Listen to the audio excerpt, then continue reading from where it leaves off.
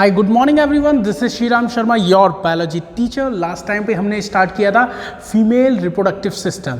बच्चों, female reproductive system में मैंने आपको uterus, ovary, fallopian tube, vagina, birth canal, इन स्ट्रक्चर्स के बारे में एक्सप्लेन किया था।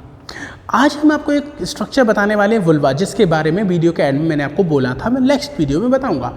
तो आज हम उस वुल्वा के बारे में ही बात करने जा रहे हैं। चलिए देखिए बच्चों, देखो ये है वुल्वा।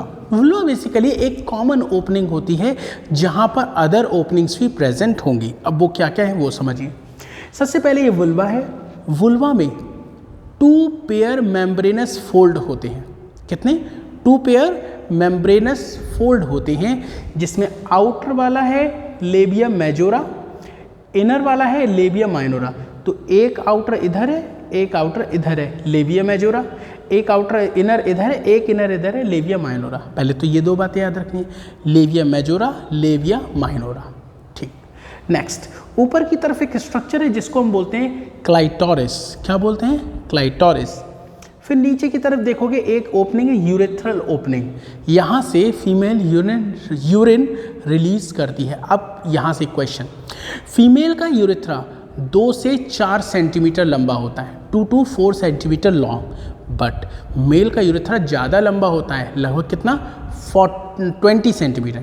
मेल का 20 सेंटीमीटर, फीमेल का 2 to 4 सेंटीमीटर लॉन्ग होता है। क्या? यूरेथ्रा। ये उसी यूरेथ्रा की ओपनिंग है जहाँ से फीमेल यूरिन रिलीज करेगी। नेक्स्ट, ये जो आपको दिख रहा है इसको हम बोलते हैं वेजाइना। क्या बोलते हैं? वेजाइना। वेजाइना की ये जो ओपनिंग है इसे वेजाइनल ओपनिंग कहेंगे। वेजाइनल ओपनिंग को जब आप देखोगे तो मैं आपको क्लियर कर देता हूँ। देखिए ये वेजाइनल ओपनिंग मैंने आपको बना के दिखा दी, ठीक है। अब इसमें आप देखो कि यहाँ पर 1 पेयर, एक ये है एक ये है, ये जो दिख रही है आपको इन्हें बोलते हैं बर्थोलियन ग्लैंड। ये वेजाइनल ओपनिंग है। ये क्या है? वेजाइनल ओपनिंग है। मैंने इसको थोड़ा बड़ा कर, बुक्स में आपको ये छोटा हिस्सा दिखेगा, ठीक है, मैंने बड़ा करके दिखाया जिससे आपको एक एक चीज़ क्लियर हो। ये बड़ा सा जो दिख रहा है इसका नाम वेजाइनल ओपनिंग, ठीक है, बुक में काफ़ी छोटी दिखाई देगी। इसके अंदर आपको ये जो दिख रही है इसका नाम है बर्थोलियन ग्लैंड।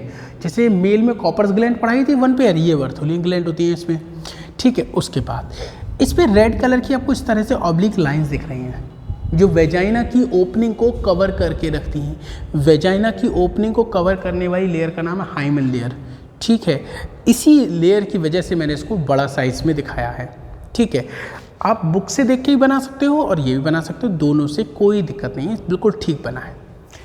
अब हाइमन लेयर की बात करते हैं बच्चों। जो ये हाइमन लेयर है ये बहुत ही पतली मेम्ब्रेनस लेयर होती है और ये लेयर बहुत ही कम प्रेशर से रप्चर हो जाती है, बहुत ही कम प्रेशर से। मान लो अगर कोई फीमेल है वो जंपिंग वाला गेम खेलती है, जंपिंग जैक करती है, एक्सरसाइज करती है, साइकिलिंग करती है, जिम्नास्टिक करती है या डांस करती है, तो इन किसी भी केस में ये मेम्ब्रेन रप्चर हो सकती है बच्चों, ठीक है। बहुत ही स्मूथ लेयर है, ठीक है। अब इसके बारे में मैं आपको एक क्वेश्चन बताऊंगा। हाइमन लेयर वेजाइना की ओपनिंग को कवर करके रखती है। जैसे ही वेजाइना की ओपनिंग है तो उसको ये कवर करके रखती है। जब प्यूबर्टी एज आती है, कौन सी एज बच्चों? प्यूबर्टी एज आती है, मतलब 11 से 13 साल की जब फीमेल हो जाएगी तो उस समय पर फीमेल में एक रिप्रोडक्टिव साइकिल चलती है जिसको हम मेंस्ट्रुअल साइकिल बोलते हैं। क्या बोलते हैं बेटा? Menstrual cycle. तो ये वेजाइना की ओपनिंग है, इस पर क्या प्रेजेंट है? इस पर प्रेजेंट है आपकी हाइमन लेयर। ये ऊपर से नीचे की तरफ ट्यूब आ रही थी, इस तरह से ओपनिंग होगी। अब क्या होता है, प्यूबर्टी एज पर मेंस्ट्रुअल साइकिल होती है। उस समय पर फीमेल में पहले एक मेंस्ट्रुअल साइकिल का 1st डे और 5th डे, पहले से लेके 5वें दिन तक, फिर से सुनो, मेंस्ट्रुअल साइकिल के पहले से 5वें दिन तक ब्लीडिंग होती है। अब सोचो, वो ब्लड इस वेजाइना से बाहर आता है, लेकिन ये वेजाइना की ओपनिंग तो मेम्ब्रेन से कवर है, तो ब्लड बाहर कैसे आएगा? है ना? आया ना आया मुद्दा? नहीं आई समझे? जैसे मान लो वेजाइना की ओपनिंग है, इस ओपनिंग से ब्लड बाहर आना है। जब फीमेल मेंस्ट्रुअल साइकिल होगी तो उसमें शुरू के 5 दिन में ब्लड बाहर आता है, ठीक है। उसे हम मेंस्ट्रुअल फ्लो कहते हैं, पूरा पढ़ाऊंगा मैं, ठीक है। ब्लड बाहर आता है। अब बेटा होगा क्या, वो जो ब्लड बाहर आएगा तो उसके लिए ओपनिंग तो होनी चाहिए, लेकिन इसकी ओपनिंग को तो हाइमन लेयर ने कवर कर लिया है। तो क्या होता है, जब प्यूबर्टी एज आती है तो ये वेजाइना बीच से रप्चर होने लगती है, इसकी हाइमन लेयर बीच में से रप्चर हो जाती है तो हम ये कह सकते हैं इसमें एक सेंट्रल डिप्रेशन बन जाता है, जिसकी वजह से बीच में से ये रप्चर हो जाती है और ब्लड यहाँ से धीरे धीरे रिलीज होने लगता है।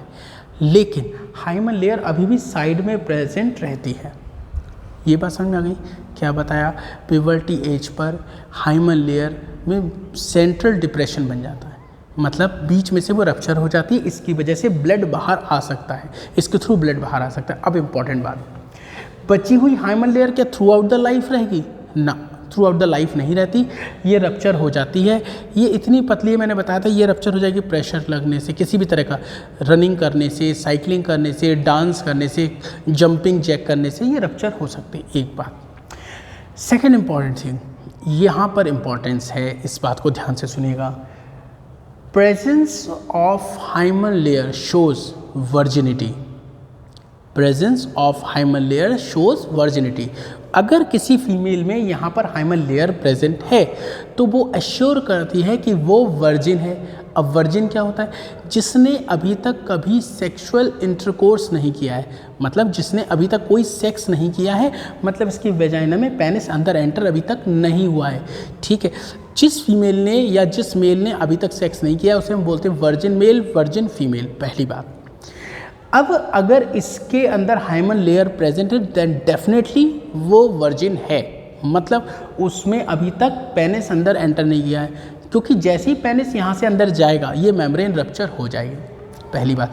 लाइन 2 बोल रहा हूँ, दोनों ध्यान से सुनिए। पहला, presence of hymen layer shows virginity but absence of hymen layer does not assure she is not virgin. मतलब समझ में नहीं आया? अगर हाइमन है डेफिनेटली वर्जिन है, अगर हाइमन नहीं है तो आप ये नहीं कह सकते वर्जिन है, वर्जिन नहीं है, वर्जिन नहीं है। आप ये नहीं, मान लो किसी फीमेल में हाइमन टूट गई तो आप कह दो ये वर्जिन नहीं है ना, ये गलत बात हो जाएगी। ठीक है, वर्जिन का मतलब सिर्फ ये है कि उसने सेक्स नहीं की, सेक्स अभी तक नहीं किया तो वर्जिन है। ठीक है, तो कोई पेनिस के अंदर एंटर करने से थोड़ी रप्चर हो रही है, वो तो किसी और वजह से भी रप्चर हो जा रही है। ठीक है, तो 2 लाइनें, अगर है तो 100% वर्जिन है, अगर नहीं है तो हमें नहीं पता वर्जिन है या नहीं, हमें नहीं पता। ये लाइन आती है एग्ज़ाम में, ठीक है ना, आगे आप 12th के बाद नीट का एग्ज़ाम दोगे उसमें इस्तेमाल होगी। ये बात आ गई। ये आगे की तरफ वुल्वा होता है, ये सामने की तरफ होता है वुल्वा, और पीछे की तरफ होता है एनस, जहाँ से हम अपने वेस्ट मैटर, फीसेस को, फीकल मैटर को बॉडी से निकालते हैं, अनडाइजेस्टेड वेस्ट को निकालते हैं। तो ये एनस होता है, आगे सामने की तरफ क्या होता है वुल्वा, पीछे की तरफ क्या होता है एनस। ठीक है, फिर जैसे वुल्वा है, वुल्वा से थोड़ा सा ऊपर की तरफ एक एडिपोज टिश्यू का पैड होता है, वुल्वा से ऊपर की तरफ एडिपोज टिश्यू का पैड होता है, जिसको हम बोलते हैं मॉन्स प्यूबिस। क्या बोलते हैं बच्चों? Mons pubis. और इस पर कुछ हेयर प्रेजेंट होते हैं जिनको हम बोलते हैं प्यूबिक हेयर। क्या बोलते हैं बेटा? Pubic hair. तो मॉन्स प्यूबिस, प्यूबिक हेयर आपको पता होना चाहिए। अब यहीं से रिलेटेड मैं आपको और चीज़ें बता देता हूँ। एक क्वेश्चन आता है, क्लाइटोरिस किसके होमोलोगस है? ठीक है, ये क्वेश्चन आता है तो मैं आपको लिख देता हूँ। क्लाइटोरिस होता है homologous, homologous to glans penis. इसका कंपेयर हम क्लाइटोरिस का कंपेयर किससे कर सकते हैं? मेल के ग्लांस पेनिस से। ठीक है ना, तो मेल का ग्लांस पेनिस और क्लाइटोरिस एक दूसरे के क्या होते हैं? होमोलोगस, पहली चीज़। फिर आता है लेबिया मेजोरा, ये किसके होमोलोगस है? तो आप बताओगे ये है होमोलोगस टू स्क्रोटम। किसके होमोलोगस है? तो आप बताओगे स्क्रोटम के। ऐसी बर्थोलियन ग्लैंड से क्वेश्चन आता है तो आप बताओगे ये किसके होमोलोगस है? तो आप बताओगे ये है होमोलोगस टू कॉपर्स ग्लैंड। ठीक है, ये कॉपर्स ग्लैंड के होमोलोगस होता है। ठीक, तो ये था हमारा टॉपिक वुल्वा। तो इस वीडियो में बस हम इतना ही रखेंगे, इसके आगे हम नेक्स्ट वीडियो में देखेंगे। थैंक यू सो मच बच्चों, बाय बाय, टेक केयर।